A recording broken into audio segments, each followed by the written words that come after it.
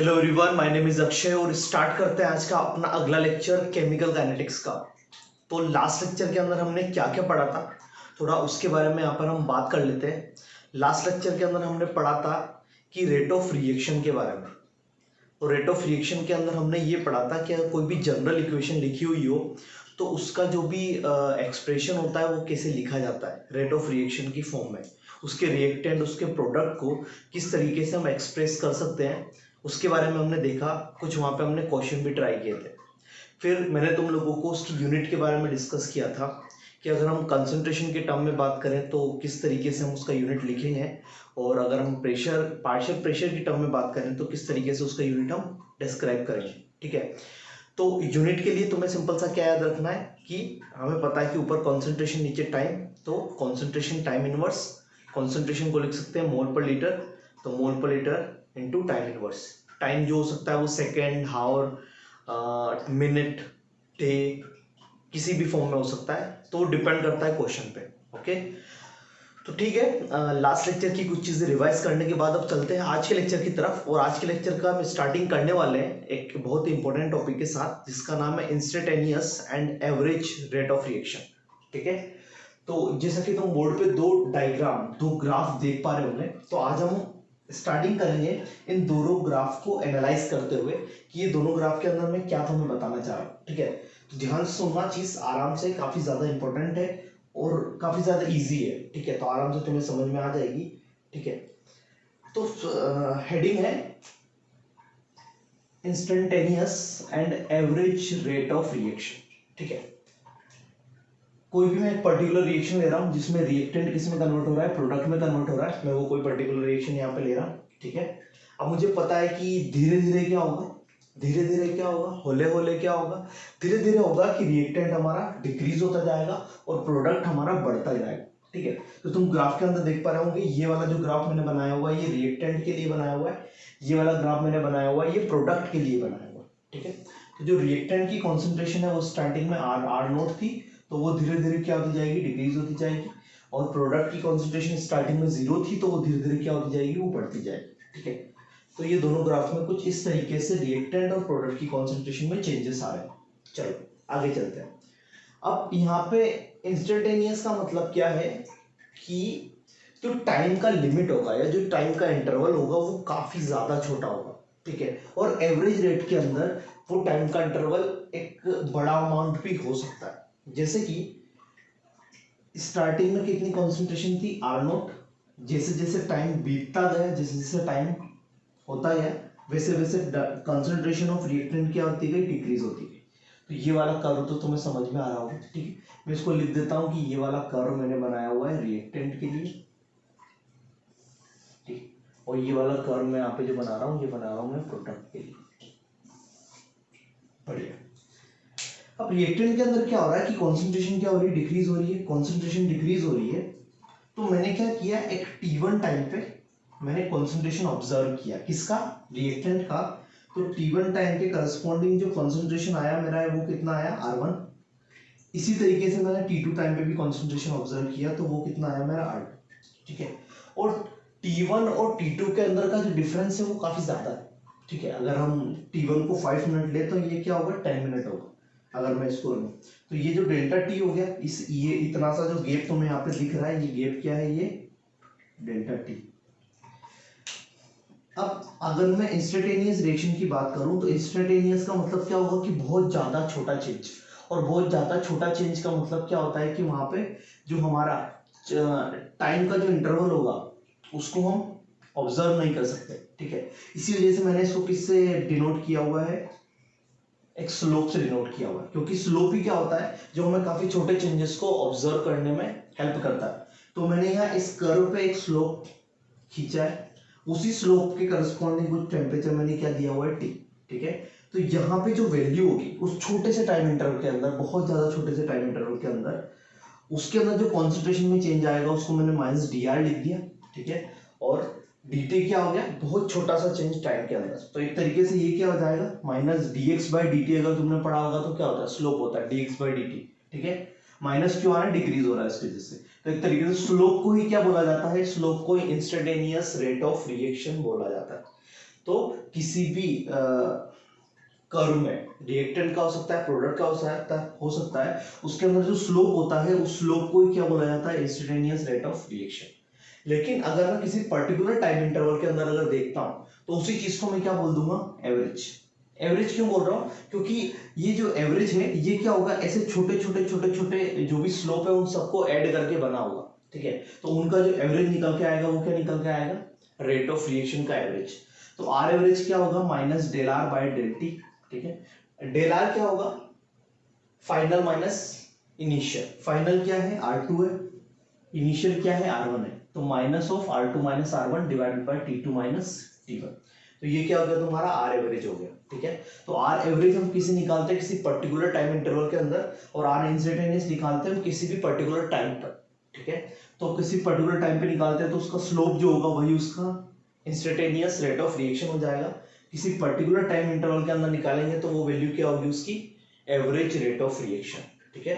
तो ये कुछ इस तरीके से यहाँ पे मेरी कॉन्सेंट्रेशन है, कॉन्सेंट्रेशन ऑफ रिएक्टेंट है, कॉन्सेंट्रेशन ऑफ रिएक्टेंट, और ये टाइम के बीच में कुछ इस तरीके से कर्व यहाँ पर बने, ठीक है। डिक्रीज क्यों हो रहा है, रीजन है उसका कि रिएक्टेंट की जो कॉन्सेंट्रेशन होती है वो क्या होती है, टाइम के साथ डिक्रीज होती जाती है। अब ये सेकंड ग्राफ मैंने बनाया हुआ है रिगार्डिंग टू प्रोडक्ट। तो यहाँ पे है मेरा कॉन्सेंट्रेशन ऑफ प्रोडक्ट। तो तुम्हें पता है कि धीरे धीरे जैसे जैसे रिएक्टेंट खत्म होता जाएगा वैसे वैसे प्रोडक्ट फॉर्मेशन होगा, प्रोडक्ट फॉर्मेशन होगा तो पी बढ़ेगा तो कर्व कुछ इस टाइप का होगा, ठीक है। ये चीज समझ में आई है। अब ये T1 है, T1 टाइप में मैं निकालने की कोशिश कर रहा हूँ, T1 टाइप में मैं निकालने की कोशिश कर रहा हूँ, तो उसके करस्पॉन्डिंग जो मेरा वैल्यू है कॉन्सेंट्रेशन का वो आ गया मेरा P1, ठीक है। इसी तरीके से T2 टाइप में निकालने की कोशिश कर रहा हूँ तो आ गया P2, ठीक है। अब एक क्वेश्चन यहाँ पे ये उठता है कि सर P1 बढ़ा या P2 बढ़ा, तो तुम्हें पता है कि टाइम अगर बढ़ता जाएगा तो प्रोडक्ट की कॉन्सेंट्रेशन क्या होती जाएगी, बढ़ती जाएगी। तो P2 ऑफ कोर्स बड़ा होगा, P1 क्या होगा, छोटा होगा। अब इसी तरीके से ये एक टाइम इंटरवल आ गया, कहां से T1 से T2 वाला टाइम इंटरवल, ठीक है। और जब कभी भी टाइम इंटरवल की बात करेंगे तो हम वहां पे कौन सी वैल्यू की बात करेंगे, एवरेज। तो ये जो भी तुम्हें ये वाला जो पोर्शन दिख रहा है, ये वाला पोर्शन एक तरीके से क्या है, ये वाला पोर्शन एक आर एवरेज को डिनोट कर रहा है। तो उसकी वैल्यू क्या होगी, delta P by delta T. Positive आ रही है, रीजन क्या है, यहाँ पे नेगेटिव साइन यूज कर रहे थे, यहाँ पे पॉजिटिव साइन यूज कर रहे हैं। रीजन क्या है, प्रोडक्ट की कॉन्सेंट्रेशन बढ़ रही है तो P2 माइनस P1, तो P2 minus P1 divided by T2 minus T1। ये सिंपल है, काफी ज्यादा सिंपल है। इसके बाद ही अगर मुझे इसी कर्व के अंदर इंस्टेंटेनियस रेट ऑफ रिएक्शन को निकालना है तो फिर उसी तरीके से क्या करेंगे, उसका स्लोप निकालेंगे। बस यहाँ पे नेगेटिव साइन आ रहा था, लेकिन यहाँ पे हम क्या लेंगे, पॉजिटिव साइन। पॉजिटिव साइन क्यों लेंगे, क्योंकि बढ़ रहा है, इंक्रीज हो रहा है। तो dp बाई dt हमारे पास क्या हो जाएगा, r इंस्टेंटेनियस, ठीक है। तो ये कुछ दो कर्व मैंने तुम लोगों को बताया जिसके अंदर मैंने तुम्हें समझाया instantaneous and average rate of reaction. अब इसका एक बेसिक सा मीनिंग तुम यहाँ पे समझ लो कि एवरेज रेट ऑफ रिएक्शन कब यूज करोगे, जब कोई टाइम इंटरवल की बात हो करेगा, ठीक है।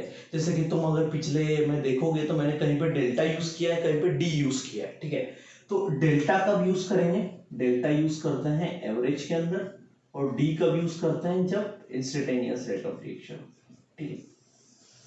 तो बहुत छोटा सा टाइम इंटरवल होगा या तो वहां पे हम इंस्टेंटेनियस यूज करेंगे, और या किसी पर्टिकुलर टाइम इंटरवल के अंदर हम क्या यूज करेंगे, एवरेज। दोनों का मीनिंग सेम है, ठीक है। अगर कहीं पे डी लिखा हो इसका मतलब ये समझ सकते हो कि उसका जो टाइम इंटरवल है वो काफी छोटा है, लेकिन अगर कहीं पे डेल्टा लिखा है तो बोल सकता है कि उसका एक टाइम इंटरवल काफी बड़ा हो सकता है, ठीक है। तो थोड़ा सा अगर इस तरीके से अगर चीजों को याद रखोगे कि एवरेज का मतलब किसी पर्टिकुलर टाइम इंटरवल के अंदर, और इंस्टेंटेनियस का मतलब किसी पर्टिकुलर टाइम पर, ठीक है। अगर हमें rate of reaction find out करना है तो हम कुछ इस तरीके से, दो तरीके हमारे पास रेट ऑफ रिएक्शन को एक्सप्लेन करने के, एवरेज और इंस्टेंटेनियस, तो हम उनको अप्लाई कर सकते हैं।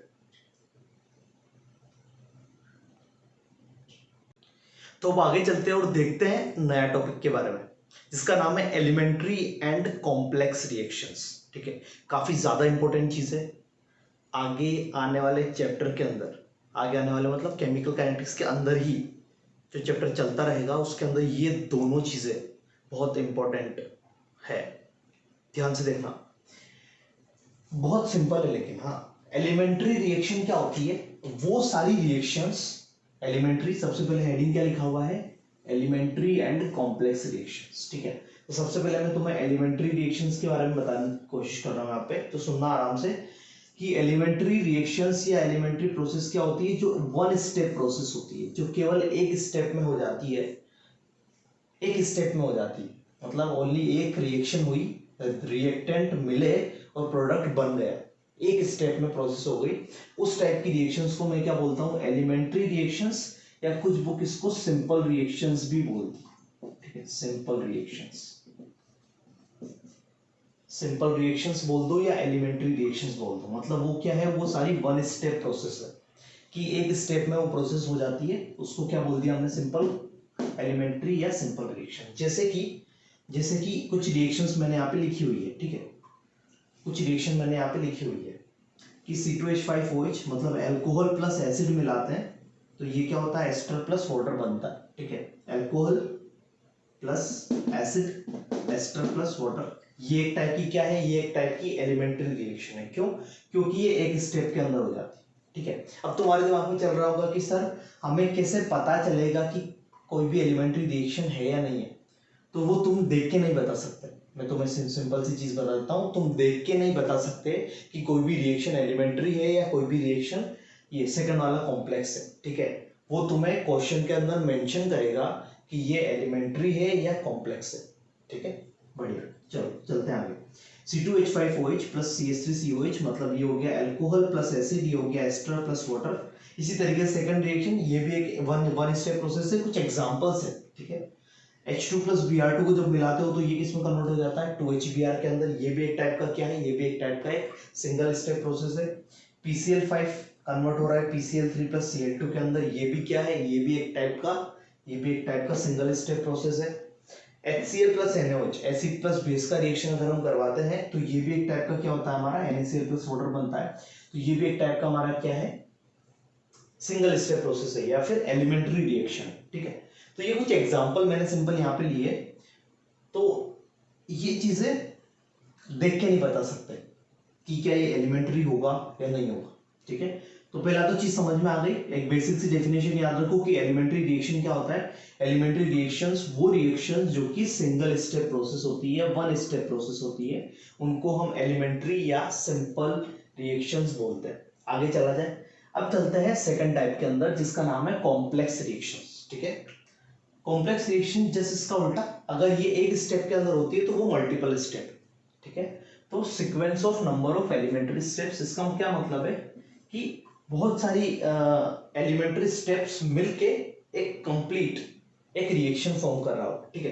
जैसे कि मैंने यहाँ पे दो एग्जांपल लिए हुए हैं, इनको ध्यान से देखना, जो जो भी समझाता जाओ, क्योंकि काफी इंपॉर्टेंट चीज है। एलिमेंट्री समझ में आ जाता है, कॉम्प्लेक्स में काफी डाउट चलता है बच्चों को कभी कभी, ठीक है। तो ये वाली चीज देखना, ये ओवरऑल रिएक्शन मैंने लिखा हुआ है, पहले इस पे ध्यान दो, ओवरऑल रिएक्शन पे, ठीक है। एक रिएक्शन लिखी हुई है 2NO2 प्लस F2, ये कन्वर्ट हो रहा है 2NO2F के अंदर, ठीक है। मैं तुम्हें बता रहा हूं, ठीक है, मैं तुम्हें बता रहा हूं कि ये एक कॉम्प्लेक्स रिएक्शन, ये क्या है, ये एक कॉम्प्लेक्स रिएक्शन है। मैं इसको कॉम्प्लेक्स रिएक्शन क्यों बोल रहा हूं, क्योंकि ये मल्टीपल स्टेप में हो रही है। मल्टीपल स्टेप में होने का मतलब क्या है कि पहले इस रिएक्शन के अंदर ये चीज होगी, उस रिएक्शन, ये रिएक्शन होने के बाद सेकंड रिएक्शन ये होगी, ये दोनों रिएक्शन को मिलाने के बाद हमारे पास ये रिएक्शन आएगी। चीज समझ में आ रही क्या बोल रहा हूं मैं। कॉम्प्लेक्स रिएक्शन क्यों बोल रहा हूं, क्योंकि ये वाली रिएक्शन अगर हमें चाहिए तो हमें रिएक्शन दो बार करनी पड़ेगी, मतलब कितनी स्टेप लगेगी इसके अंदर, दो स्टेप्स लगेगी। पहला स्टेप ये होगा, सेकंड स्टेप ये होगा, ठीक है। अब जो पहला स्टेप है, अगर ओनली इसको ऑब्जर्व किया जाए, ओनली इसको ऑब्जर्व किया जाए, बाकियों को छोड़ दो, ओनली इसको ऑब्जर्व किया जाए, तो ये एक एलिमेंट्री स्टेप है। ओनली ऊपर वाले को ऑब्जर्व किया जाए, ठीक है। उससे उससे तुम्हें ये नहीं देखना है कि ये बनेगा, मत देखो, बस क्या देखो कि ऊपर वाला रिएक्शन है, तो ओनली इस रिएक्शन को ऑब्जर्व करोगे, फर्स्ट वाली को, तो वो किस टाइप का रिएक्शन है, एलिमेंट्री, सिंगल स्टेप है। ओनली सेकंड वाले को ऑब्जर्व करोगे तो ये भी क्या है, तुम्हारा एक एलिमेंट्री स्टेप है। तो एक तरीके से क्या देखने को मिल रहा है हमें कि कोई भी कॉम्प्लेक्स रिएक्शन जो होती है वो किससे मिलके बने होती है, वो मल्टीपल स्टेप्स होती है, किस किस की, एलिमेंट्री रिएक्शंस की। तो एलिमेंट्री रिएक्शंस को जब हम मिलाते हैं तब हमारे पास क्या निकल के आता है, कॉम्प्लेक्स रिएक्शंस। तो कॉम्प्लेक्स रिएक्शंस क्या है, कॉम्प्लेक्स रिएक्शंस से हमारा नंबर ऑफ एलिमेंट्री स्टेप्स को जब हम मिला दें तो हमारे पास क्या क्या निकल के आता है, कॉम्प्लेक्स रिएक्शन। अब फिर से वही डाउट चल रहा होगा कि सर पता कैसे चलेगा, तो फिर बता देता हूँ कि पता नहीं चलेगा, देख के पता बिल्कुल नहीं चलेगा कि कोई भी रिएक्शन कॉम्प्लेक्स है या कोई भी रिएक्शन एलिमेंट्री है, वो तुम्हें मेंशन करेगा। हाँ, एक और चीज यहाँ पे बताना चाहूंगा कि अगर क्वेश्चन के अंदर मेंशन नहीं किया हुआ है तो तुम उसको एलिमेंट्री स्टेप मान सकते हो, ठीक है। अगर क्वेश्चन सॉल्व करना है, कुछ नहीं दिया हुआ है तो मान सकते हो, लेकिन अगर वो कॉम्प्लेक्स रिएक्शन के बारे में बात करेगा, ठीक है, तो कॉम्प्लेक्स रिएक्शन के बारे में बात करेगा तो तुम्हें क्या करना है वो तुम्हें बता देगा, ठीक है। तो तुम्हें थोड़ा सा इस बारे में थोड़ा सा ध्यान रखना है चीज़ों के बारे में कि तो तुम सिंपल सी चीज़ याद रखो कि तुम देख के नहीं बता सकते कि कोई भी एलिमेंट्री है कोई भी कॉम्प्लेक्स है, ठीक है। इतना सा अगर चीज़ याद रख लोगे तो तुम्हारा काम बन जाएगा।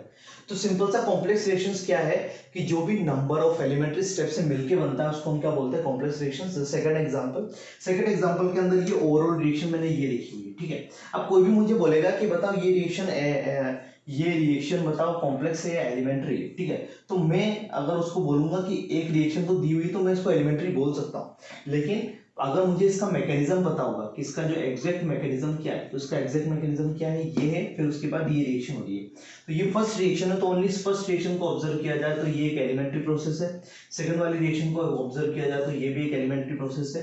और थर्ड वाले, अगर इस लास्ट वाली ओवरऑल रिएक्शन को देखा जाए तो ये हमारी मेरी कैसी होगी, ये होगी मेरी कॉम्प्लेक्स प्रोसेस या कॉम्प्लेक्स रिएक्शंस। क्यों बोल रहा हूँ उसको कॉम्प्लेक्स रिएक्शन, क्यों बोल रहा हूँ उसको कॉम्प्लेक्स रिएक्शन, क्योंकि ये मल्टीपल स्टेप्स के अंदर हो रही है, चीज समझ में आ रही है। तो सिंगल स्टेप के अंदर होती है तो एलिमेंट्री, मल्टीपल स्टेप के अंदर होती है तो कॉम्प्लेक्स, और मल्टीपल स्टेप के अंदर जो स्टेप्स होती है वो सारी एलिमेंट्री प्रोसेस स्टेप्स होती है, ठीक है। तो आई थिंक तुम्हें थोड़ा सा बेसिक चीज क्लियर हो गया होगा एलिमेंट्री और कॉम्प्लेक्स रिएक्शंस के अंदर, ठीक है। फिर से एक और चीज कि कभी अगर मेंशन नहीं किया हुआ, ठीक है, तो जनरली एलिमेंट्री होता है लेकिन वो मेंशन कर देता है, ठीक है। आगे भी कुछ चीजें आएगी जो एलिमेंट्री और कॉम्प्लेक्स रिएक्शंस के बारे में वहां पे एक्सप्लेन किया जाएगा। तो फिलहाल के लिए तुम इतना अगर भी याद रख लोगे कि एलिमेंट्री रिएक्शन क्या होता है, कॉम्प्लेक्स रिएक्शन क्या होता है। Elementary reaction simple one step, complex reaction मतलब मल्टीपल स्टेप्स, ठीक है।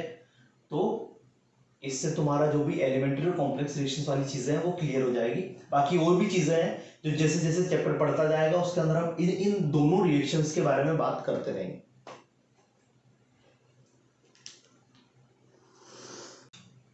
तो अब चलते हैं अपने नए टॉपिक की तरफ जिसका नाम है मॉलिक्यूलैरिटी ऑफ अ रिएक्शन, ठीक है। ध्यान से सुनना, काफी सिंपल सी चीज है। मॉलिक्यूलैरिटी कैसे निकाली जाती है किसी भी रिएक्शन की, तो सबसे पहले मॉलिक्यूलैरिटी में सबसे पहली जो तुम्हें चीज याद रखनी है कि जो मॉलिक्यूलैरिटी वाली चीज लगती है ना, ये ओनली लगती है एलिमेंट्री रिएक्शंस के लिए, ओनली फॉर एलिमेंट्री रिएक्शन के लिए बात होती है। कॉम्प्लेक्स रिएक्शंस के अंदर हम मॉलिक्यूलैरिटी फाइंड आउट नहीं करते, ठीक है। किसके अंदर फाइंड आउट करता हूं, ओनली एलिमेंट्री। एलिमेंट्री का मतलब क्या है, सिंगल स्टेप। बढ़िया। मॉलिक्यूलैरिटी का एक और बेसिक मीनिंग क्या है, मॉलिक्यूलैरिटी का मतलब है कि किसी भी रिएक्शन के अंदर कितने रिएक्टेंट मॉलिक्यूल्स कोलाइड कर रहे हैं, कोलिजन से रिलेटेड, ठीक है। तो जितने भी रिएक्टेंट मॉलिक्यूल्स होते हैं किसी भी एलिमेंट्री रिएक्शन के अंदर उतनी ही उसकी मॉलिक्यूलैरिटी होती है। क्योंकि देखो कोई भी रिएक्शन होती है ना, तो रिएक्शन के अंदर होता है कोलिजन, मतलब जो सपोज अगर दो रिएक्टेंट है तो दो रिएक्टेंट कोलाइड होकर प्रोडक्ट बनाते हैं, कोलिजन होता है उनके अंदर और कोलिजन होकर उनका प्रोडक्ट बनता है, ठीक है। एक रिएक्टेंट तो वो खुद रिएक्टेंट अपने आप से कोलाइड होकर क्या करता है, प्रोडक्ट बनाता है, ठीक है। तो कितने नंबर ऑफ रिएक्टेंट मॉलिक्यूल है उस एलिमेंट्री रिएक्शन के अंदर, उतना ही हमारा क्या होगा, उतनी ही हमारी मॉलिक्यूलैरिटी हो जाएगी। जैसे कि एग्जांपल से समझोगे तो ज्यादा समझ में आएगा, लेकिन एग्जांपल से पहले कि कितने मॉलिक्यूल्स कोलाइड कर रहे हैं इससे भी हम चीज समझ सकते हैं, ठीक है। जैसे कि फर्स्ट रिएक्शन ये लिखी हुई है, लिखा हुआ है PCl5 is converted into PCl3 plus Cl2, ठीक है। तो बताओ इसके अंदर रिएक्टेंट कितने हैं, तो बोलना कि सर एक है। कितने रिएक्टेंट है, एक है। तो इसकी जो मॉलिक्यूलैरिटी है, इसकी जो मॉलिक्यूलैरिटी है वो 1 है। इसको यूनिमॉलिक्यूलर रिएक्शन भी बोल सकते हैं, यूनिमॉलिक्यूलर जिसकी मॉलिक्यूलैरिटी 1 है। इसके अंदर बात करते हैं, ये रिएक्शन अगर हो रही है तो इसके अंदर रिएक्टेंट कितने हैं, तो यहाँ पे लिखा हुआ है 2 लिखा हुआ है ना, तो इसकी मॉलिक्यूलैरिटी कितनी है, इसकी मॉलिक्यूलैरिटी है 2। कितनी मॉलिक्यूलैरिटी है 2। तो ये क्या हो गया तुम्हारा बाइमॉलिक्यूलर, ये तुम्हारा हो गया बाइमॉलिक्यूलर। ठीक है, सिंपल सी चीज याद रखनी है, रिएक्टेंट के अंदर जितने भी इनका कोफिशिएंट है उनको ऐड कर देना है तो तुम्हारी मॉलिक्यूलैरिटी निकल के आ जाएगी। लेकिन किसके लिए, एलिमेंट्री रिएक्शन, वो इंपॉर्टेंट चीज। बताओ इसकी मॉलिक्यूलैरिटी कितनी होगी, तो बोलोगे कि सर इसकी मॉलिक्यूलैरिटी कितनी हो जाएगी 3। इसको ट्राई मॉलिक्यूलर बोलते हैं, इसको बोलते हैं ट्राई मॉलिक्यूलर। अब एक और बेसिक चीज समझो, बाकी के तुम समझ सकते हो वैसे आराम से, उसको समझा दूंगा। देखो मॉलिक्यूलरिटी 2 है, इसका क्या मतलब है, मॉलिक्यूलरिटी 2 है इसका मतलब है कि 2 HI के मॉलिक्यूल्स एक दूसरे से कोलाइड कर रहे हैं। ट्राई मॉलिक्यूल का मतलब है eight the same time 3 molecules एक दूसरे के साथ कोलाइड कर रहे हैं। 2 SO2 के होंगे और उसमें एक किसका होगा, O2 का होगा। ठीक है, तो यहाँ पे जो कोलिजन की बात कर रहा हूं उसको भी ध्यान से सुनना है कि बाइमॉलिक्यूलर का मतलब क्या है कि 2 molecules at the same time collide कर रहे हैं, वो हो सकता है। 3 मतलब 3 molecules at the same time तीनों साथ में कोलाइड करेंगे। ठीक है, तो जनरली क्या होता है ना कि वो यूनिमोलिकुलर हो सकता है, बाइमोलिकुलर हो सकता है, ट्राइमोलिकुलर हो सकता है। ट्राइमोलिकुलर का मतलब क्या है कि 3 मॉलिक्यूल्स सेम टाइम पर कोलाइड कर रहे हैं। लेकिन ऐसा बहुत रेयर होगा कि सेम टाइम पे तीनों के तीनों मॉलिक्यूल्स कोलाइड करेंगे। इसी वजह से मैंने यहाँ पे एक चीज लिखी हुई है कि ये जो मॉलिक्यूलैरिटी होती है ना, ये ग्रेटर देन 3 नहीं हो सकती। क्यों नहीं हो सकती, बिकॉज मोर देन 3 मॉलिक्यूल्स में not mutually collide with each other. मतलब 3 से ज्यादा मॉलिक्यूल्स एक साथ कोलाइड नहीं कर सकते, एक टाइम पे कोलाइड नहीं कर सकते। इसकी वजह से मॉलिक्यूलरिटी जनरली ओनली 3 तक ही होती है। कुछ कुछ रिएक्शन ऐसी होगी जिसमें तुम्हें देखने को मिलेगा, बस लेकिन वो बहुत रेयर है। ठीक है, तो हम जो भी बात करने वाले हैं वो जनरली कहाँ तक बात करने वाले हैं, ट्राई मॉलिक्यूलर रिएक्शंस तक। इसकी मॉलिक्यूलरिटी बताओ, इसकी मॉलिक्यूलरिटी कितनी हो जाएगी, 1 + 1, तो आंसर आ जाएगा 2। तो ये क्या हो जाएगा, बाइमॉलिक्यूलर हो जाएगा। फिर ये वाली रिएक्शन चलते हैं, 2 + 1, इसकी मॉलिक्यूलरिटी कितनी हो जाएगी, बोलोगे 3, तो ये ट्राई मॉलिक्यूलर हो जाएगा। 2 + 1, इसकी मॉलिक्यूलरिटी कितनी हो जाएगी, 3, इसकी मॉलिक्यूलरिटी कितनी हो जाएगी, 3, तो ये भी क्या हो जाएगा, ट्राई मॉलिक्यूलर। तो आई थिंक तुम्हें मॉलिक्यूलरिटी कैसे निकालते हैं ये समझ में आ गया। तो किसी भी एलिमेंट्री रिएक्शन के अंदर ही क्या निकाला जाता है, मॉलिक्यूलरिटी निकाली जाती है। ठीक है, तो ये एक सिंपल सा कॉन्सेप्ट था मॉलिक्यूलरिटी का, कि मॉलिक्यूलरिटी मतलब रिएक्टेंट मॉलिक्यूल्स कितने हैं किसी भी एलिमेंट्री रिएक्शन के अंदर। एक थ्योरेटिकल कॉन्सेप्ट है, ठीक है, थ्योरी है जस्ट, कोई प्रैक्टिकल एप्लीकेशन कुछ नहीं है।